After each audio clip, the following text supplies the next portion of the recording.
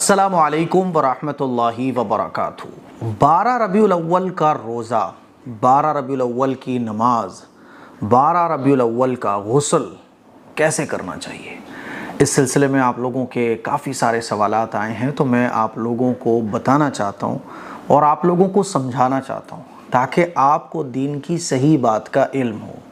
खूब अच्छे तरीके से समझ लीजिए कि 12 रबीउल अव्वल का कोई ख़ास रोज़ा नहीं है, कोई ख़ास नमाज नहीं है, कोई ख़ास गुस्ल नहीं है। सोशल मीडिया पे इस तरह के बहुत सारे चीज़ें बताई जा रही हैं, 12 रबीउल अव्वल की नमाज, 12 रबीउल अव्वल का रोज़ा। आप रखना चाहें तो आप रख सकते हैं, नो प्रॉब्लम। 12 रबीउल अव्वल का आप रोज़ा भी रख सकते हैं। 12 रबीउल अव्वल में आप नफल नमाजें भी पढ़ सकते हैं। 12 रबीउल अव्वल को गुस्ल भी कर सकते हैं। लेकिन अच्छे तरीके से एक बात समझ लीजिए, ये बात आपको समझना पड़ेगी कि 12 रबीउल अव्वल का रोज़ा भी सुन्नत नहीं है, 12 रबीउल अव्वल की कोई नमाज भी हदीस से साबित नहीं है, कोई गुस्ल भी 12 रबीउल अव्वल का ख़ास नहीं है, कोई दुआ भी ख़ास नहीं है। ये बात मैं आपको इसलिए समझा रहा हूँ क्योंकि देखिए, शरीयत ने जिन चीज़ों को सुन्नत कहा है हम उनको ही सुन्नत समझेंगे, जिनको नफ़ल करार दिया है उनको हम नफ़ल समझेंगे, जिनको मुस्तहब करार दिया है उनको मुस्तहब समझना ज़रूरी है। अगर आप किसी सुन्नत अमल को फ़र्ज़ का दर्जा दे देते हो तो ये भी बिदअत है, और आप किसी फ़र्ज़ इबादत का दर्जा नफ़ल के बराबर समझते हो, ये भी बिदअत है। इसी तरह से कोई अमल अगर हुजूर से साबित नहीं है तो आप उसको सुन्नत नहीं कह सकते। मैं और आप किसी भी दिन रोज़े रखने को सुन्नत करार नहीं दे सकते। ये बात अच्छे तरीके से समझ लीजिए।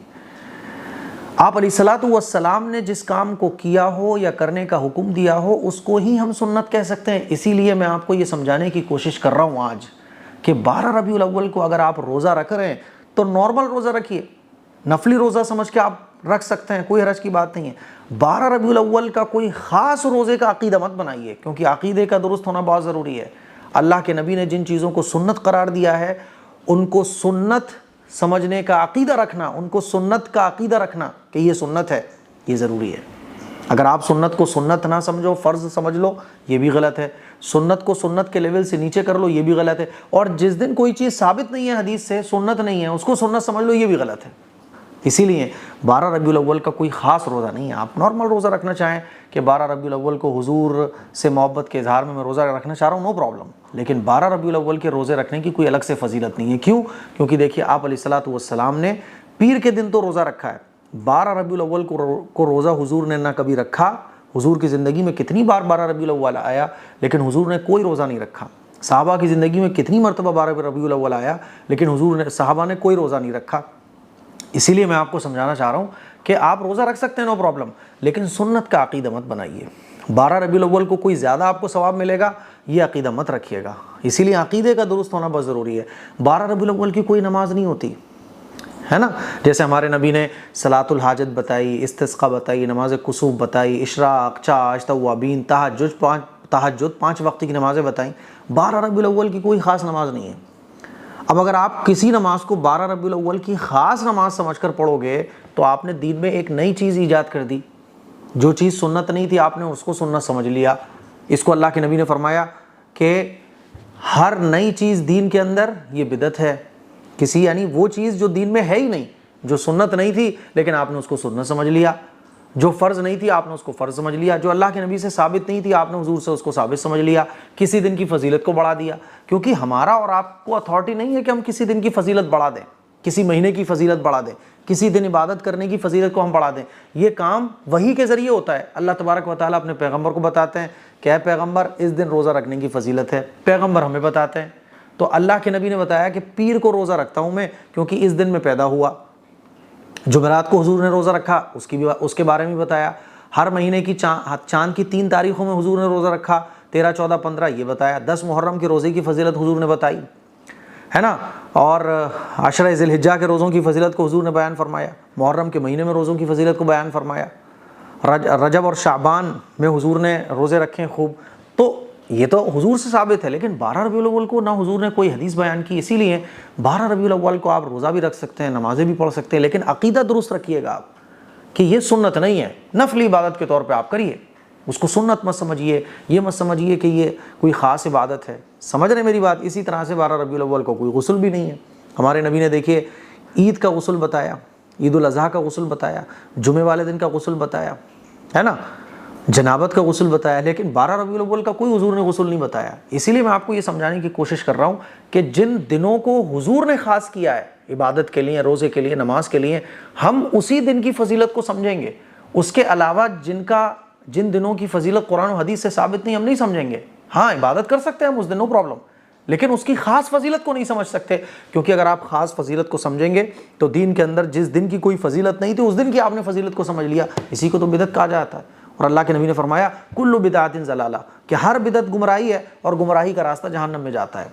बिदअती लोगों का अंजाम आखिरत में ये होगा कि हौज़े कौसर पर हुजूर खड़े होंगे और लोग दाढ़ी के साथ, टोपी के साथ, उनके चेहरे पर जो है ना वुज़ू और गुस्ल के निशानात भी होंगे, नूर से उनके चेहरे भी चमक रहे होंगे।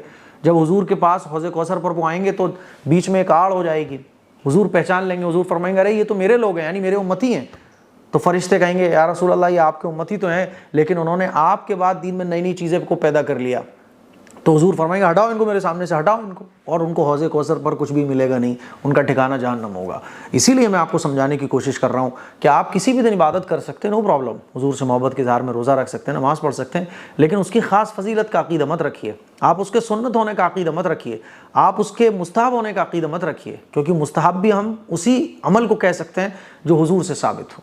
हाँ, वो अलग बात है कि हुजूर ने उसको पाबंदी के साथ नहीं किया, कभी छोड़ दिया। समझ रहे हैं बात को?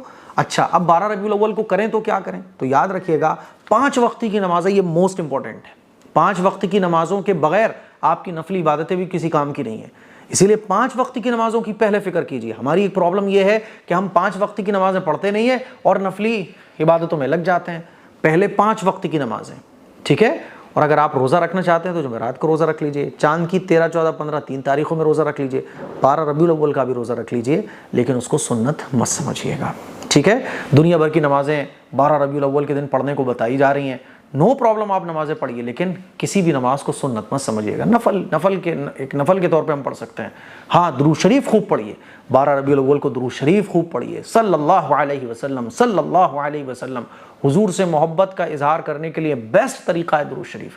जितना दुरूद शरीफ पढ़ा जाए, कितना, साहबी ने पूछा है रसूल अल्लाह कितना बढ़ा दूँ, थोड़ा सा एक हिस्सा बढ़ा दूँ? हुजूर ने फरमाया बहुत अच्छी बात है, इससे भी ज़्यादा करोगे तो तुम्हारा फ़ायदा है। साहबी बढ़ाते चले गए, हुजूर कहते रहे इससे ज़्यादा करोगे तो तुम्हारा ही फ़ायदा है। साहबी कहने लगे आखिर में या रसूल अल्लाह, मैं तो अपनी दुआओं में दुरूद शरीफ ही पढ़ता रहूँगा, दुआएं मांगूंगा ही नहीं। तो हुजूर ने फरमाया फिर तो अल्लाह तेरे सारे काम बना देगा, सारे मुश्किल काम बना देगा अल्लाह तेरे, सारे तेरे मुश्किल काम बन जाएंगे, दुनिया में भी कामयाबी, आखिरत में भी कामयाबी। हुजूर मुस्कुराने लगे। तो दुरूद शरीफ पढ़ो, खूब पढ़ो, आप खूब पढ़ो, ठीक है। गुनाहों से बचिएगा, गुनाहों से बचना बहुत ज़रूरी है। मुझे उम्मीद है आपको ये बातें अच्छे तरीके से समझ आ गई होंगी। इसके लिए कुछ शेयर करें। अस्सलामु अलैकुम वरहमतुल्लाहि वबरकातुहू।